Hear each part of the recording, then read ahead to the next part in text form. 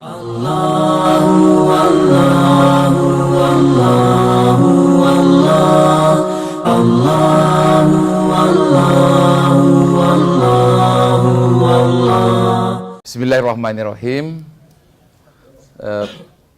Pujian syukur kita panjatkan kepada Allah Subhanahu wa taala atas segala rahmat dan karunia-Nya, dan senantiasa pula salawat dan salam kepada junjungan kita Nabi besar Muhammad sallallahu alaihi wasallam. Alhamdulillah, kita sekarang sudah Ramadan ke-20. Alhamdulillah, wajahnya sudah terbebas dari api neraka nampaknya. Karena 10 hari pertama Allah memberikan rahmat, 10 hari kedua maghfirah, 10 hari ketiga dibebaskan dari siksa api neraka. Nah, dari wajahnya ini nampaknya sudah terbebaskan, insya Allah ya. Aminkan dulu. Amin.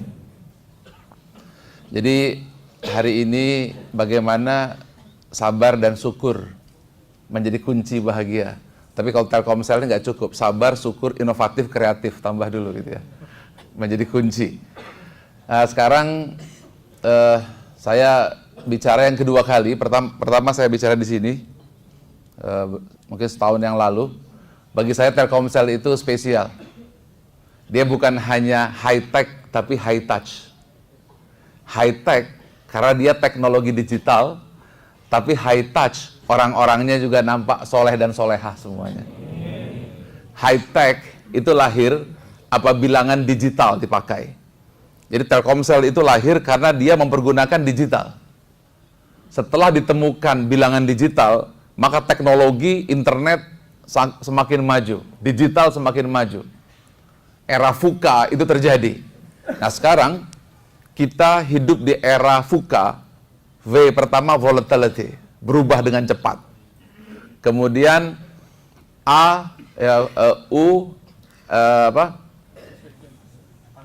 uncertainty, complexity, dan ambigu. Jadi di tengah kondisi seperti ini akibat dari adanya digital. Jadi digital itu melahirkan sebuah fenomena VUCA atau orang mengatakannya disruptive era. Nah, sehingga digital itu menjadi kunci perubahan zaman. Dan digital tidak akan pernah lepas dari bilangan biner. Bilangan biner adalah 1 dan 0. Ketika 1 dibagi 0, infinity. Angka tidak ditemukan. Yang ada hanya 1010 saja. Ya. Contoh 165. 165 itu maka dia ditulisnya 10100101. Klik 165, klik warnanya biru tua. Itu pasti angka digital itu. Tapi masalahnya banyak orangnya masih analog. Maksudnya analog berarti dia bilangannya bukan 10. Bilangan 10 adalah bilangan yang 0 dan 1. Sedangkan manusia digital dia bukan 0, 1. Mungkin 5, mungkin 6, mungkin 7, cinta dunia, cinta harta, cinta penghargaan, cinta pengakuan. Sehingga tidak 0. Tetapi ketika kita meletakkan diri kita 0, maka kita dikatakan 0. Maka ketika kita 0, maka 1 dibagi 0 infinity, maka lahirlah orang-orang Telkomsel, teknologi digital, dan mudah-mudahan manusianya juga digital. Jadi teknologinya digital, harapannya manusianya juga berbasis tauhid. Apa tauhid? La ilaha illallah. Jadi luar biasa. Jadi era VUCA ini era istimewa, di mana tiada lain ketika kita tidak berbasis digital, maka dampak teknologi melahirkan keresahan, kerusakan yang luar biasa. Di mana teknologi sudah mampu menembus batas manapun. Sehingga apabila kita tidak mampu mengimbangi teknologi dengan hati digital, maka kita pun akan tergoyahkan. Runtuh, roboh, atau kita akan mengalami kehancuran diri.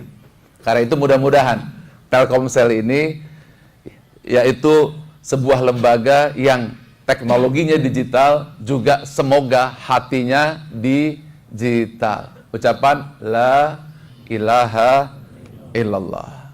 Ya fa'ina matuwalu fasama wajhullah.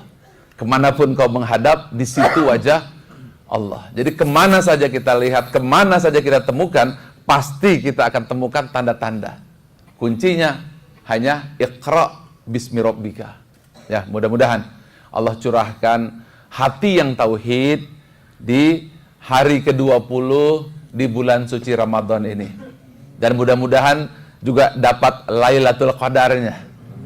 Amin ya rabbal alamin. Sekarang banyak sekali dibahas bahwa puasa itu sesungguhnya banyak ulama senantiasa menyampaikan dua hal, yaitu tazkiyatun nafs dan takwiyatun nafs. Selalu dua hal itu. Tazkiyatun nafs adalah membersihkan, sedangkan takwiyatun nafs adalah menguatkan. Jadi artinya dua hal, ada yang dibersihkan dan ada yang dikuatkan. Ada yang diperangi dan ada yang dimenangi. Ada yang dikalahkan dan ada yang menjadi pemenangnya. Tetapi yang terjadi adalah bukan hanya dikalahkan, tetapi dikalahkannya semuanya. Kalau ibaratnya pohon, itu ditebang sak pohon-pohonnya. Mestinya yang ditebang, yang dibersihkan hanyalah hama-hamanya, penyakit-penyakitnya. Akibatnya yang terjadi adalah bulan yang harusnya memunculkan pula kekuatan, tetapi justru semakin melemahkan. Nah, karena itulah mengapa kita harus mampu memisahkan mana yang dikalahkan dan mana yang dimenangkan. Karena puasanya umat Islam adalah puasa menguatkan, tazkiyatun dan takwiyatun, yaitu melemahkan tetapi menguatkan. Maka jangan heran perang Badar adalah di bulan suci Ramadan. Kemerdekaan di bulan suci Ramadan. Tariq bin Ziyad menyeberangi Selat Gibraltar itu juga di bulan suci Ramadan. Jadi Ramadan itu nampak ada dua hal, yaitu mengalahkan nafsu dan memenangkan fitrah. Karena itu nanti diakhiri dengan Idul Fitri, di mana dirayakan dengan kemenangan dari fitrah. Nah, oleh karena itu kita harus mampu mengidentifikasi dulu apa yang harus kita kalahkan dan apa yang harus kita menangkan. Kalau tidak, 0-0 nantinya. Jadi main bolanya tidak menang. Harusnya kalau menang telak itu berapa? 5-0, 10-0, atau minimum 1-0. Jangan sampai puasa 0-0. Ya. 0-0 artinya tidak ada pemenangnya. Draw. Ya tidak kalah, ya tidak menang. Karena itu seharusnya dirayakan dengan Idul Fitri, takbiran itu tanda kemenangan. Sekarang mari kita lihat bahwa dimensi manusia itu secara umum ada 3. Fisik, emosi, spiritual. Tiga-tiganya dia memiliki kebutuhan, memiliki kebahagiaan, memiliki dorongan, memiliki gravitasi, memiliki tarikan, dan memiliki energi. Tiga-tiganya ini. Dimensi fisik, dia juga memiliki energi. Energinya adalah material. Otak yang dipakai intelektual. Ya. Sedangkan dimensi emosi itu dimensi jiwa, dimensi rasa. Sedangkan dimensi spiritual adalah dimensi nurani. Jadi ibarat benda, kalau kita letakkan seperti ini, maka mengapa dia bisa jatuh ke bumi dan nempel? Karena gravitasinya adalah 1, plus 1, 0. Ya, jadi ketika dia seimbang, maka dia meletakkan. Tetapi ketika dia gravitasinya lebih rendah dari gravitasi bumi, maka dia akan melayang. Nah, gravitasi fisik kita adalah gravitasi nafsu yang terbuat dari tanah. Nafsu ke tanah-tanahan. Gravitasi untuk senantiasa ke bawah. Sehingga tarikan gravitasi yang terbuat dari bumi ke tanah-tanahan. Contohnya mobil terbuat dari besi ke tanah-tanahan. Perhiasan dibuat dari juga bahan dari bumi ke tanah-tanahan. Rumah ke tanah-tanahan. Jadi kebendaan ini juga ke tanah-tanahan yang juga menarik ke bawah. Tetapi ada dimensi yang berikutnya, dimensi spiritual, dia nariknya ke atas. Dia senantiasa mendorong kita untuk narik ke arah ketinggian. Nah, ketika di bulan Ramadan yang diikat yang mana? Dimensi ke bawah. dimensi ketanah-tanahan itu diikat dan dikunci. Sehingga yang menang adalah dimensi spiritualitas yang senantiasa terbang ke atas. Nah, bagaimana metode membersihkan itu? Maka lahirlah puasa untuk membersihkan. Dan apakah kuncinya? Kunci untuk membuat dimensi ketanah-tanahan itu tersimpan, itu adalah kalimat La ilaha illallah. Ketika la dimensi itu tersimpan, ketika Allah, maka dimensi-dimensi ilahiyah dia akan naik ke atas. Nah, karena itulah mengapa di bulan suci Ramadan ini kita juga perlu mengevaluasi bahwa manusia ini bergerak, sesungguhnya ada 7 hal saja yang bergerak. Meskipun secara umum 3 hal gitu ya, yaitu jasadiyah, kemudian ruhiyah ya. Ini adalah dimensi yang senantiasa menarik kita. Fa iza sawaitu wa nafakhtu fi min ruhi wa ja'alakumus sam'a wal absara wal afidah. Nah, 3 dimensi itu melahirkan 3 kecerdasan. Ketika kita dengan mendengar, maka lahir kecerdasan emosi. Ketika kita melihat, maka lahir kecerdasan intelektual. Ketika kita merasa, lahir kecerdasan spiritualitas kita. Dan 3 energi ini harus kita kenal.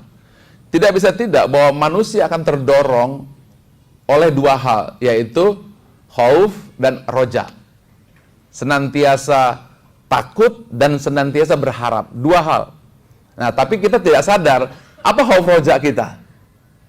Yang satu adalah untuk survive, yang satu menuju kepada Allah. Yang pertama adalah kita khauf dan roja akan materi. Karena itu kerjanya rajin, cari uangnya rajin, takut tidak pergi, tidak bisa pulang kampung. Ya.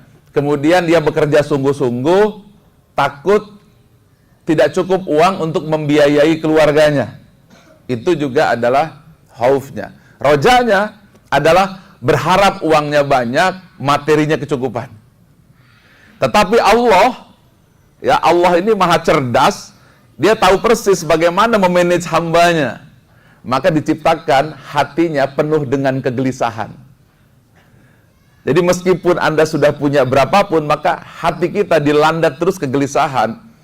Kenapa? Karena kegelisahan itu adalah sebuah alat, sebuah tools, supaya hati tidak merasa puas. Meskipun Anda punya uang, jumlahnya mungkin katakan setinggi gunung, permata juga segunung, tidak akan pernah merasa puas. Karena itu biasanya kegelisahan itu dilampiaskan dengan instabilitas. Karena itu mengapa anak-anak kecil suka main game, kemudian orang tuanya suka jalan-jalan, bersepeda, atau ke gunung, hiking, riding, atau mungkin apa saja. Karena hati itu dikaruniakan oleh Allah sebuah kegelisahan. Tetapi ketika kita tidak mampu menangkap bahwa kegelisahan adalah dorongan dari nasiah kita atas perintah Allah, Iqra. Jadi ketika kata Iqra itu, begitu kata Iqra diturunkan, maka fungsi otak kita, fungsi otak depan yang disebut dengan nasiah gitu ya. Kalau dalam ilmiah itu frontal lobe, otak depan. Maka pada tahun 1990 ditemukan sebuah fungsi otak yang berbeda dengan fungsi otak lain. Michael Persinger, V.S. Ramachandran menemukan bahwa fungsi otak ini akan senantiasa berdenyut mencari jawaban siapa saya, di mana saya, dan mau kemana saya. Dan itu dirasakan berbentuk kegelisahan, ketidakkecukupan, ketakutan, kekurangan. Nah, ketika salah baca, maka ketakutan, kekurangan itu dimatikan dengan narkotika, diredam dengan minuman keras, atau dimatikan dengan main game, atau nonton bola, atau hiking, atau apa saja, riding, atau apa saja. Pokoknya bagaimana gerakan gelisah itu yang sukarunia Allah, ada 2 pemanfaatan yang salah. 1, dimatikan dengan narkotika, dilemahkan dengan rokok, atau dengan narkotik, atau dengan jalan-jalan.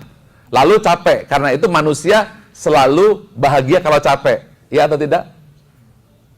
Nah, ketika capek dia bahagia. Padahal itu drive dari Allah untuk perintah dari Allah yang harus dijawab, Iqra' bismi rabbika.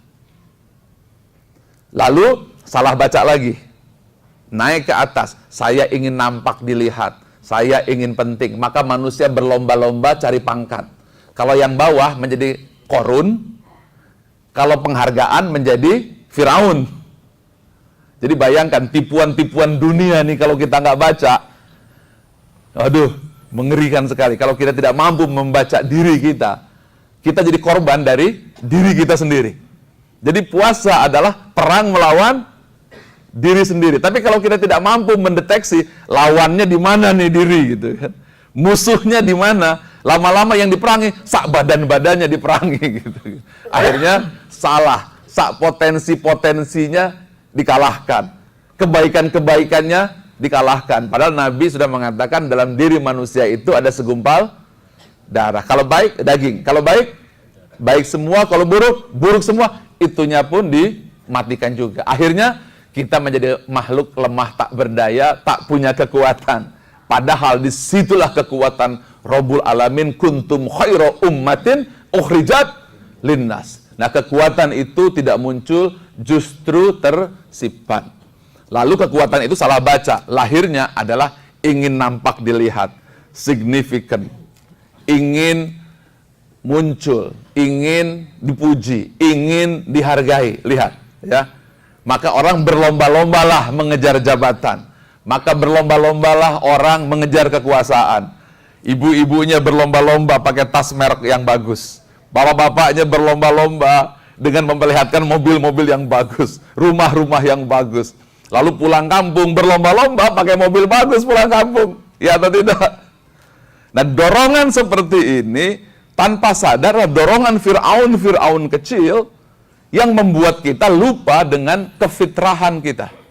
Jadi bayangkan ya bahayanya. Adalah 10 hari terakhir yang harusnya kita menemukan fitrah, malah memunculkan rasa riak kita, ya, memunculkan bahwa kita ini berhasil pulang kampung mendapatkan pujian dan penghargaan yang seharusnya dilemahkan. Ini dorongan ini. Kalau orang Barat, maka dorongan ini dikatakan wajar. Kita juga wajar, tetapi kita harus paham bahwa dorongan untuk fisik kita, apabila tidak kita kuasai, kita menjadi korun. Dorongan jiwa kita ingin dihargai, kalau tidak dikuasai menjadi Firaun.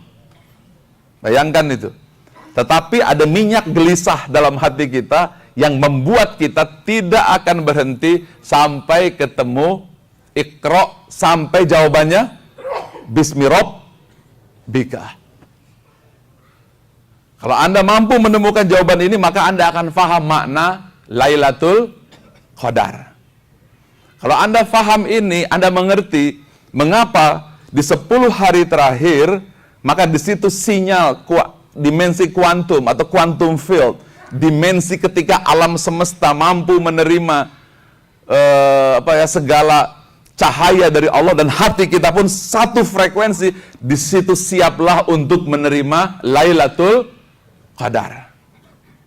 Ketika Iqra dan Bismi Rabbika itu bertaut, ketika sains dan spiritual bertaut, lahirnya adalah sebuah keimanan yang menghujam ke dalam hati kita, yang mampu merubah kita 10 katakanlah 1000 bulan ke depan insya Allah. Dan itu digambarkan dalam surah Ali Imran 190-191. Sampai ketika ayat ini diturunkan, Baginda Muhammad SAW menangis. Ketika ditanya oleh Bilal, mengapa engkau menangis ya Rasulullah? Kemudian dibacakanlah oleh Rasulullah, Bismillahirrahmanirrahim.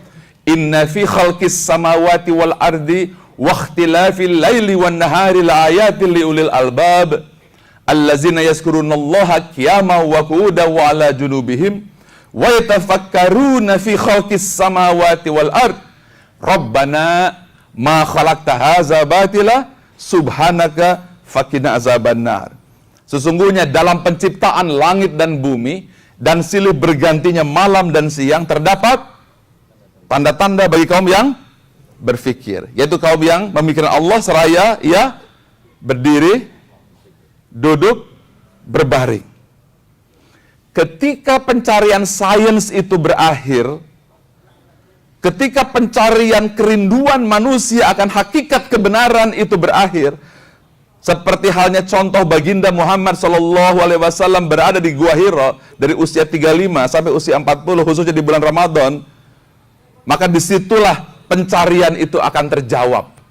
Maka pencarian itu terjawab, maka ayat itu akan dilanjutkan dengan Rabbana ma khalaqta hadza batila subhanaka faqina azabannar. Rabbana innaka man tudkhilin nara faqad ahzaita wa mal lidzalimina min ansor. Rabbana innana sami'na munadiya yunadi lil imani an aminu bi rabbikum fa amanna. Rabbana faghfir lana dzunubana wa kafir anna sayiatina wa tawaffana ma'al abrar. Rabbana wa atina ma wa'adtana ala rusulika wa la tukhzina yaumal qiyamah innaka la tukhliful mi'ad. Kalau Anda sudah mampu menjawab ayat tadi, surah Ali Imran tadi, kemudian ditutup dengan Rabbana, Rabbana, Rabbana, sebuah pencarian, your life completed. Hidup sudah fulfill. Pencarian sudah berakhir. Iqra, pencarian sudah ketemu Bismi Rabbika. Belief start, Albert Einstein mengatakan, belief start when the reason end. Keyakinan dimulai dan pencarian sudah selesai. Inilah yang dikatakan dalam hadis qudsi, aku adalah perbendaharaan yang tersembunyi. Aku ingin dikenal. Lalu aku ciptakan makhluk. Aku ciptakan alam. Dan dengan la ilaha illallah, engkau akan mengenal aku. Subhanallah. Ucapkan. Walhamdulillah wala ilaha illallah wallahu akbar. Ini adik saya nih, Ustadz Arifin Ilham, saya suka zikirnya. Ucapkan lagi. Haluskan hati. Segala puji hanya bagi Allah.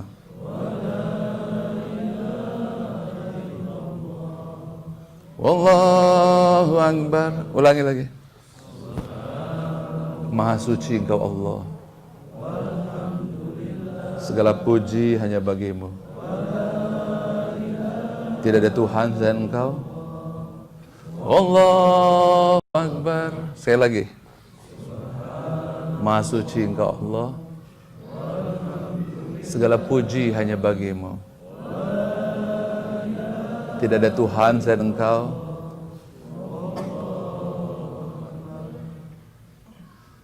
Mudah-mudahan kita semua di bulan Ramadan faham surah Ali Imran 190-191 ini. Di mana ketika ditanya, mengapa engkau menangis ya Rasulullah? Karena kelak umatku tidak mengerti ayat ini.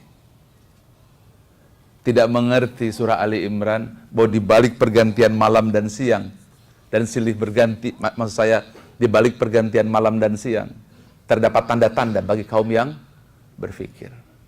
Iqra bismi rabbika. Dan ini adalah sebuah substansi di mana kita memulai cara perjalanannya di bulan Ramadan. Kita puasa, kita simpan nafsu itu, kita belenggu, kita ikat, kemudian kita kejar dengan tarawih berhari-hari sampai dengan di hari yang ke-20 kita sudah memasuki dimensi kuantum. Disitulah rasa kita, logika kita, semuanya mampu mendapatkan sebuah dimensi yang kelak apabila tersambung, maka kita akan menikmati indahnya Lailatul Qadar. Dimensi perjumpaan dengan Allah. Secara saintifik, ketika hati itu sudah mendapatkan keyakinan, maka 90% respon kita, gerak kita, pikiran kita, bukan karena pikiran kita lagi, tapi keyakinan yang menghujam ketika Lailatul Qadar itu kita berhasil dapatkan dari Allah Subhanahu wa taala. Nah, apabila kita hubungkan lagi dengan puasa, jadi tadi dimensi Lailatul Qadar ke atas, sekarang dalam dimensi praktikalnya. Tadi dimensi spiritualnya Lailatul Qadar, sedangkan dimensi praktikalnya setelah nafsu-nafsu itu kita ikat, kita belenggu, maka yang muncul adalah sifat-sifat yang biasanya tanpa sadar. Kenapa semuanya mau pulang kampung? Karena ingin berkumpul. Kenapa kita ingin berkumpul? Kedua, aneh ini, tapi harus kita ikra. Mengapa setelah kita puasa lalu inginnya bermaaf-maafan? Benar? Mengapa setelah puasa maunya berbagi dan memberi? Mari 3 kata saja dulu. Memaafkan, memberi, dan berkumpul bersama. Dalam bahasa Arabnya, berkumpul atau hubungkan dengan Asmaul Husna. Berkumpul bersama-sama, sifat siapa itu? Al-Jami. Memaafkan sifat siapa?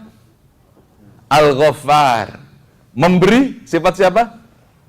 Al-Wahhab. Lalu yang menerimanya bersyukur, sifat siapa? Asy-Syakur. Jadi ketika kita tidak makan, ketika kita menahan nafsu, maka yang lahirnya adalah ingin memaafkan, ingin bersatu, ingin memberi. Maka itulah pertanda bahwa fitrah telah lahir kembali. Maka disitulah dirayakan yang namanya Idul Fitri. Ketika fitrah kita untuk bermaaf-maafan, itu adalah ingat kepada Allah Al-Ghaffar. Fitrah inginnya memberi, ingat kepada Allah Al-Wahhab dan Ar-Razak. Kemudian inginnya bersatu, berjamaah, ingat kepada Allah Al-Jami. Sehingga yang membuat Anda bahagia ketika bermaaf-maafan, lalu ketika kita bersyukur, sesungguhnya siapa? Ketika kita teringat kepada fitrah kita. Nah, fitrah kita terbentuk oleh karena apa? Apa pembentuk fitrah kita? Fitrah tentu ada 3. Fitrah fisik, saya tidak bahas. Bahwa manusia harus makan, harus nikah, ya, harus bertahan hidup. Itu fitrah fisik. Fitrah emosi, love and to be loved. Tapi fitrah spiritual maunya apa? Dia hanya ingin kembali kepada Allah Subhanahu wa ta'ala. Bukti ingin kembali kepada Allah, buktinya apa ketika puasa? Ingin pulang kampung, ya atau tidak? Ingin bermaaf-maafan, ya atau tidak? Ingin memberi, ya atau tidak? Berarti ingin memberi, dia sedang belajar mengingat kepada Allah Al-Wahhab. Sekali lagi, ingin bersama-sama, berarti dia ingat kepada Allah Al-Jami. Ingin bersyukur kepada Allah As-Syakur. Nah, pertemuan inilah manusia telah kembali kepada fitrah, teringat kepada surah Al-A'raf ayat 172. Apa bunyinya? Wa iz akhadha rabbuka mim bani Adam min zuhurihim zuriyatahum washhadahum ala anfusihim alastu birabbikum qalu bala syahidna antakulu yaumal qiyamah inna kunna an haza ghafilin. Di hari kiamat nanti jangan bilang saya tidak tahu. Nah, artinya bahwa hati kita otomatis setelah puasa pasti ingin maafkan saya ya. Maafkan saya kalau saya salah. Ini sedikit rizki untuk saya, untuk Anda. Dan pada saat itulah fitrah manusia lahir dan itulah unlock the power within. Unlock kekuatan yang selama ini tersembunyi keluar di situ. Tetapi bukan hanya sabar, bukan hanya syukur, tetapi sifat kreatif dari Allah Al-Khaliq dia akan mengemuka. Hati yang luas dari Allah Al-Wasi akan terlepas. Sifat tanggung jawab dari Allah Al-Wakil akan muncul mengemuka. Sifat pandai berhitung dari Allah Al-Hasib akan tiba-tiba muncul.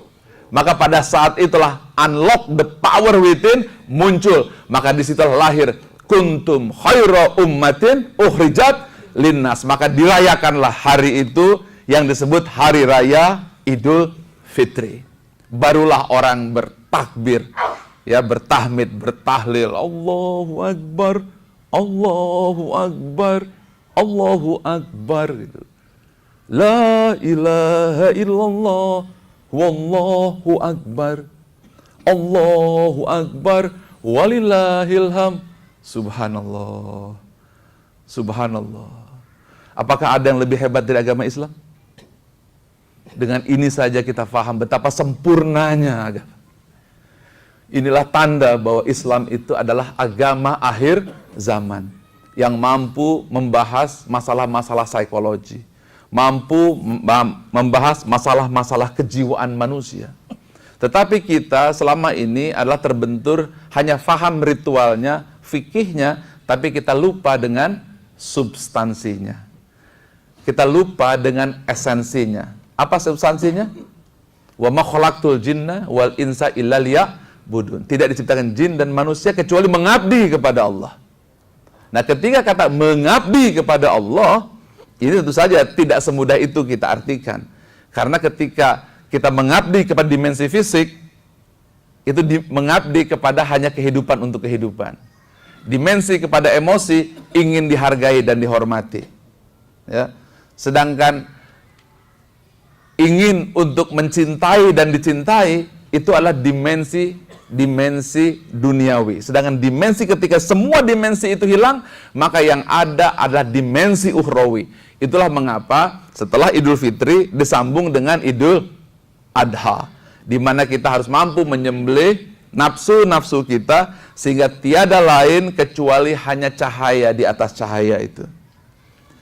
Tiada lain yang muncul kecuali kekuatan dari manusia, keberkahan dari manusia. Hanya pertanyaannya adalah, Pak Ari, lantas gimana? Kan di badan kita ini ada nafsu fisik, ya atau tidak? Kita juga ingin punya nafsu untuk hidup bersama-sama keluarga, ya atau tidak? Kita juga punya nafsu ingin senantiasa melakukan adventure, ya atau tidak? Kita juga punya nafsu ingin tumbuh, grow, ya atau tidak? Nah, perbedaannya adalah umat Islam, dia mempergunakan nafsu fisik itu untuk stabil, untuk tumbuh berkembang, untuk cinta, untuk memberi kontribusi, dimulai dengan Arafah, dimulai dengan pengenalan diri kita tentang Allah, dimulai dengan faham bahwa hidup adalah sebuah pengabdian. Hingga berbeda, ketika kita hidup, dimensi fisik kita, harta kita demi untuk pengabdian kepada rahmat bagi semesta alam. Dimensi untuk jiwa ingin diakui, karena bukan ingin diakui, tapi dia ingin berlomba-lomba menuju kepada kebaikan. Dorongan manusia untuk berkeluarga, mencari pasangan dan mencari cinta dipakai untuk pengabdian kepada Allah Subhanahu wa Ta'ala. Maka dengan cara seperti itu, dia yang mendapatkan kekuatan ini, dia akan mendapatkan satu achievement. Dia mampu mencapai tujuannya. Dua, dia akan mendapatkan fulfillment. Dia akan mendapatkan hati yang qanaah, hati yang terpuaskan karena dia sudah mendapatkan segala keinginannya. Yang ketiga, dia akan memiliki agility, ajak, mampu menahan tekanan atau goncangan seberat apapun. Subhanallah. Inilah resep arina manasikana, yaitu tuntunan bagaimana membangun manusia dengan dimensi urutan-urutan, seluruhnya dipergunakan, tapi beda misi, beda tujuan. Karena itu setelah Idul Fitri, sambungannya apa? Idul Adha. Setelah Idul Adha, sambungannya apa? Hijrah. Idul Fitri mengenal jati diri, kemudian Idul Adha membangun komitmen tauhid, kemudian diperingati lagi hijrah, baru membangun peradaban, membangun bisnis, membangun ekonomi. Kalau kita kebanyakan terbalik, langsung hijrah tanpa mengenal fitrah, alias langsung sa'i tanpa wukuf, sah apa tidak? Atau langsung tawaf, ya. Maka itu pun Anda menjadi haji tamattu bayar dam, ya apa tidak? Nah, begitu juga langsung bisnis, lupa misi, langsung bekerja, lupa tujuan. Akhirnya yang terjadi kita bayar dam, dan dam itu darah, maka disitulah akan lahir segala hal. Kerusakan moral, bunuh diri di mana-mana, narkotika di mana-mana, korupsi melanda, karena kita tidak mengikuti apa urutan yang Allah ajarkan. Nah, ini saja, mudah-mudahan Allah Subhanahu wa taala membuka mata hati kita. Dan secara singkatnya tadi semua teori ya, semua tadi teori ke atas spiritual. Yang kedua saya jelaskan teori aplikasi dunianya, sekarang teori teknikalnya. Mau? Siapa yang mau teori teknikalnya? Nah, 3 saja. Jangan lepaskan 3 hal. Puasa, taraweh, dan zakat.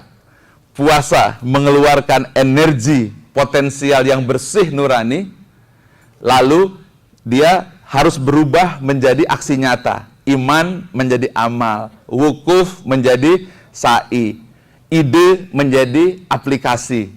Nah, ketika nilai-nilai kebaikan itu, katakan sifat kreatif, sifat pemaaf, sifat syukur, 2 kata itu memang betul, itu kunci, yaitu syukur dan pemaaf. Ya, ketika syukur itu dia lock, ngebuka semua pintu-pintu lain, semua kekuatan lain keluar itu dari pintu multazam hati kita. Ketika kita 2, sabar, kemudian syukur, memaafkan, yang lain juga keluar. Disitulah potensi besar manusia lahir menjadi manusia hebat. Dan kemudian bagaimana melatihnya? Itu dengan teori fisiologi, bahwa gerak akan menghasilkan perasaan kita. Motion melahirkan emotion. Ini temuan ada 1944, sebuah riset, bahwa gerak melahirkan perasaan. Maka Anda diminta bergerak, dan tarawehnya bukan 2 rakaat, bukan 3, bukan 4, 11, atau 23 rakaat. Nah, ketika tarawih itu dilakukan, maka energi potensial menjadi energi kinetik. Dia mulai berubah wujud. Energi tidak bisa hilang, tapi dia hanya berubah bentuk. Nilai kepedulian menjadi zakat. Karena itu hukumnya wajib membayar fitrah. Wajib zakat fitrah. Wajib value to reality. Wajib, jangan cuma bilang kasihan, I love you. No, kasih uang. Ini saya peduli, kasih bayar zakat, nggak cukup. Saya kira idenya bagus, eksekusi ide itu. Karena itu dia tahapannya adalah dengan digoncang dengan taraweh, lalu dikeluarkan dengan zakat. Maka semuanya harus membayar zakat fitrah. Kemudian ada lagi zakat mal. Nah, disitulah dia berubah menjadi gerak langkah nyata. 3 hal yang tidak boleh dipisahkan. Pertama apa? Puasa. Yang kedua? Tarawih. Ketiga? Zakat. Itu saja sudah menjadi unlock the power within. Semoga Allah ridhoi, Allah rahmati kita semuanya. Dan jangan lupa, ini ada sebentar lagi akan mau launching ini ya, apa namanya? Wakaf ya. Mana Pak Rahmat dengan siapa itu? Nah, kalau memang Anda peduli, buktikan dengan langkah nyata. Jangan bilang, aduh memang hatiku peduli, keluarkan uangnya. Wah, saya memang kasihan, keluarkan dari dompetnya, keluarkan. Karena ingat, hati harus menjadi gerak taraweh. Taraweh pada ujungnya menjadi gerak zakat, sedekah, dan seterusnya. Hati, iman menjadi amal. Wukuf, diam menjadi sa'i. Inilah kesempurnaan dalam dimensi Islam. Rabbana atina fid dunya hasanah wa fil akhirati hasanah wa qina azabannar. Terima kasih. Billahi taufik wal hidayah. Assalamualaikum warahmatullahi wabarakatuh.